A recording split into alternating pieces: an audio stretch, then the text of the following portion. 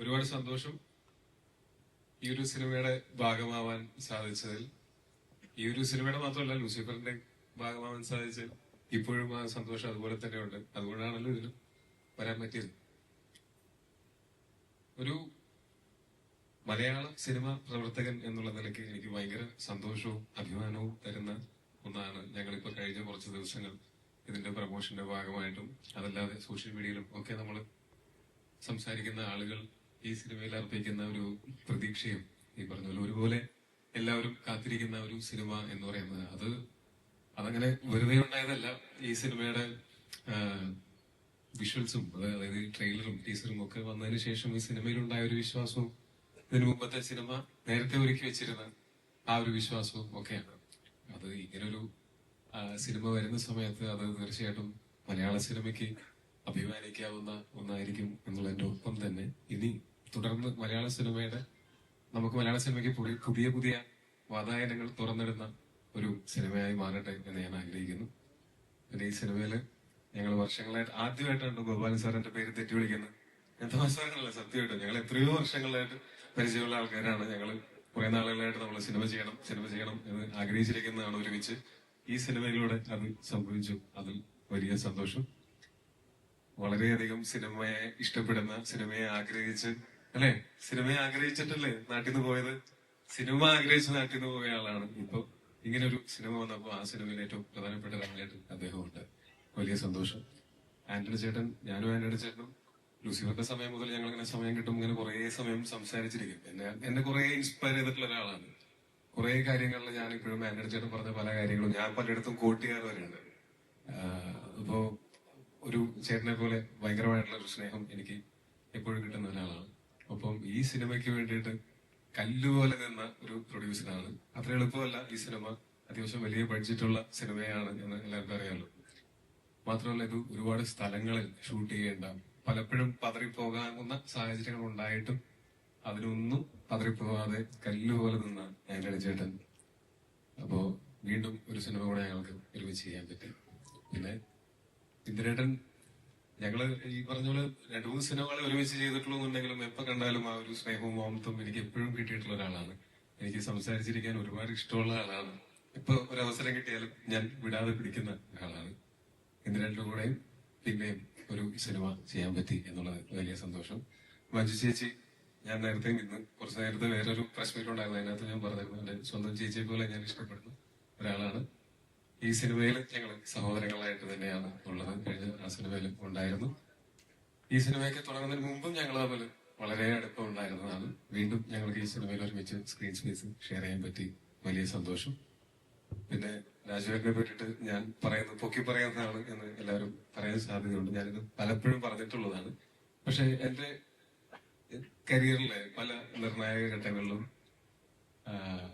വളരെ പ്രധാനപ്പെട്ട ഒരു ഘട്ടത്തിലും ഒക്കെ എനിക്ക് എന്റെ കൂടെ നിന്നിട്ടുള്ള, എന്നെ ഒരുപാട് സഹായിച്ചിട്ടുള്ള ഒരാളാണ്. ഞാൻ 7th Day എന്ന് പറയുന്ന സിനിമയിൽ അഭിനയിക്കുന്ന സമയത്താണ് ഞങ്ങൾക്ക് കൂടുതൽ സംസാരിക്കാനും ഒക്കെ അവസരം കിട്ടിയിട്ടുള്ളത്. ഇത് 2014 അപ്പൊ ആ സമയത്ത് അദ്ദേഹവുമായിട്ട് രാജുവേട്ടനുമായിട്ട് സംസാരിച്ച് ഒരുപാട് കാര്യങ്ങൾ സംസാരിക്കുകയും അതിൽ നിന്ന് ഇൻസ്പയർഡ് ആയിട്ടുണ്ട് കുറെ.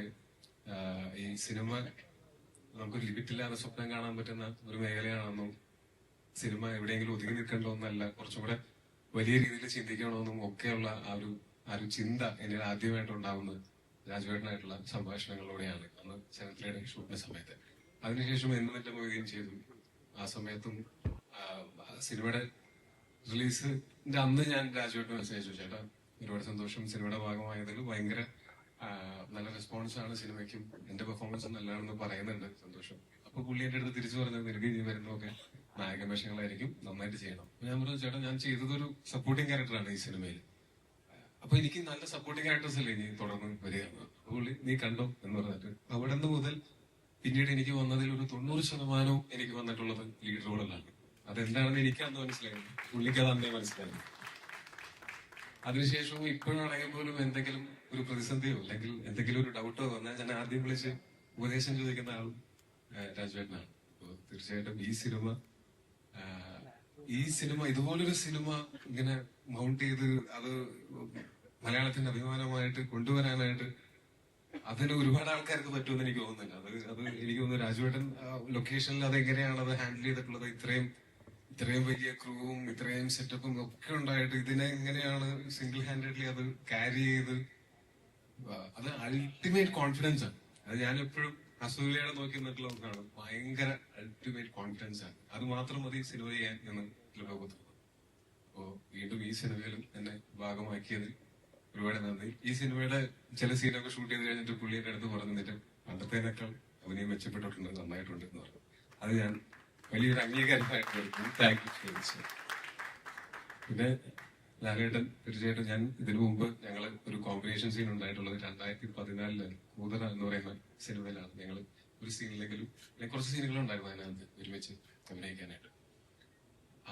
അന്ന് അതിന്റെ മുമ്പിൽ ലാലേട്ടൻ വന്ന് നിൽക്കുന്ന സമയത്ത് തന്നെ, അന്ന് ഞങ്ങൾ ഷൂട്ട് ചെയ്യുന്ന സമയത്ത് തന്നെ ഞങ്ങളാകെ ഷൂട്ട് ചെയ്യാൻ പറ്റാത്തൊരവസ്ഥ വന്നു. അവിടെ ഞങ്ങൾ അഴീക്കോട് ഭാഗത്താണ് ഷൂട്ട് ചെയ്തിരുന്നത്. അന്ന് ജനക്കൂട്ടം കാരണം കൊണ്ട് ലാലേട്ടന് ലൊക്കേഷനിലേക്ക് കയറി വരാൻ പറ്റാതെ നിൽക്കുന്ന സമയത്ത് അങ്ങനെ ഞങ്ങളൊരു സീനൊക്കെ ചെയ്യാനായിട്ട് എന്റെ മുമ്പിൽ ലാലേട്ടൻ നിൽക്കുന്ന സമയത്ത് എന്റെ മനസ്സിലൂടെ ഓടിപ്പോകുന്നത് ആരാണ് നിൽക്കുന്നത്. ഞാൻ ലാലേട്ടന്റെ ഇതിനു മുമ്പ് ഞാൻ കണ്ടിട്ടുള്ള സിനിമകളിലെ കഥാപാത്രങ്ങളെല്ലാം എന്റെ തലയിൽ കൂടെ ഇങ്ങനെ ആരും മംഗലശ്ശേരി നീലകണ്ഠനാണോ, അതല്ലെങ്കിൽ ദാസനും മറ്റേ നമ്മളെ നാടോടിക്കാറ്റിലെ അങ്ങനത്തെ ഏത് ക്യാരക്ടറാണ് എന്നുള്ളത്, അങ്ങനത്തെ ഒരു ചിന്തയാണ് ഫസ്റ്റ് സാധാരണ മലയാള പ്രേക്ഷകൻ എന്നുള്ളതിലേക്ക് എനിക്ക് എന്റെ ഉള്ളിലുണ്ടായത്. അവിടുന്ന് ഇപ്പൊ ഇത്രയും വർഷങ്ങൾക്ക് ശേഷം എനിക്ക് ലൂസിഫറിലെ ഒരു കോമ്പിനേഷൻ സീൻ ഉണ്ടായിരുന്നില്ല. ഇപ്പൊ എമ്പുരാനിൽ ഒരു കോമ്പിനേഷൻ സീൻ കിട്ടുന്നു. ആ കോമ്പിനേഷൻ സീൻ കിട്ടുമ്പോൾ ഞാനും ഇപ്പൊ സിനിമയിൽ വന്നിട്ട് ഇപ്പൊ 12 വർഷങ്ങൾ കഴിഞ്ഞിരിക്കുന്നു. ലാലേട്ടൻ വന്നിട്ട് 47 വർഷമായി. ഇപ്പോ ഇത്രയും വലിയൊരു സ്റ്റാർ, അല്ലെങ്കിൽ ഇത്രയും ബഹുമാനിക്കപ്പെടുന്ന, ഇത്രയും അംഗീകരിക്കപ്പെട്ടിട്ടുള്ള ഒരു ആക്ടർ ഒരുപാട് പ്രിവിലേജുകൾ ഉപയോഗിക്കാവുന്ന സാഹചര്യങ്ങൾ ഉണ്ടായിട്ടും അതൊന്നുമില്ലാതെ സിനിമയോട് എപ്പോഴും കാണിക്കുന്ന ആ ഒരു കൊതിയും ആ ഒരു എന്താ പറയാ ആ ഒരു ആവേശവും ഒക്കെ ഭയങ്കരമായിട്ടുള്ള എന്നെ ഇൻസ്പയർ ചെയ്തിട്ടുള്ള, ഞാൻ ഭയങ്കരമായിട്ട് അഡ്മയർ ചെയ്യുന്ന ഒന്നാണ്. ഇതിനകത്ത് തന്നെ എന്റെ ഒരു ക്ലോസപ്പ് ഷോട്ട് എടുക്കുന്ന സമയത്ത് സാധാരണ ക്യാമറയുടെ സൈഡിൽ ചെറിയ ഒരു പീസ് ഓഫ് പേപ്പർ ഒട്ടിച്ചിട്ട് അതിലേക്ക് നോക്കിയിട്ടാണ് നമ്മൾ പലപ്പോഴും മൂട്ട് ചെയ്യുന്നത്. ക്ലോസപ്പിന്റെ സമയത്ത് ഓപ്പോസിറ്റ് നിൽക്കുന്ന ആക്ടർ ശരിക്കും പറഞ്ഞാൽ ആവശ്യമില്ല, ആ സ്ഥാനത്ത് ക്യാമറയാണ് ഉണ്ടാവുക. പക്ഷെ അന്ന് ഞങ്ങള് ഷൂട്ട് ചെയ്യുന്ന സമയത്ത് ലാലേട്ടൻ മോനെ ഞാൻ നിൽക്കണോ എന്ന് ചോദിച്ചു. പറഞ്ഞു ചേട്ടൻ നിന്നാ സന്തോഷം, നിന്നില്ലെങ്കിലും കുഴപ്പമില്ല, റെസ്റ്റ്.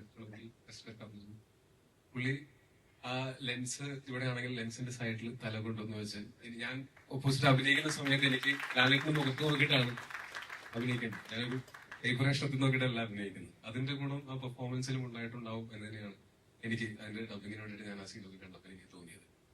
ഭയങ്കര സന്തോഷം തോന്നുന്നു അങ്ങനെ ലാലേട്ടിന്റെ കൂടെ സ്ക്രീൻ സ്പേസ് ഷെയർ ചെയ്യാൻ പറ്റിയതിലും ഈ സിനിമയുടെ ഭാഗമാവാൻ പറ്റിയതിലും. ഇത് ഗംഭീര വിജയമായിരിക്കും എന്ന് ഞാൻ ഏകദേശം എന്റെ മനസ്സിൽ എനിക്ക് ഉറപ്പുണ്ട്. ഇനി അങ്ങനെ തന്നെ സംഭവിക്കട്ടെ എന്ന് ആഗ്രഹിക്കുന്നു.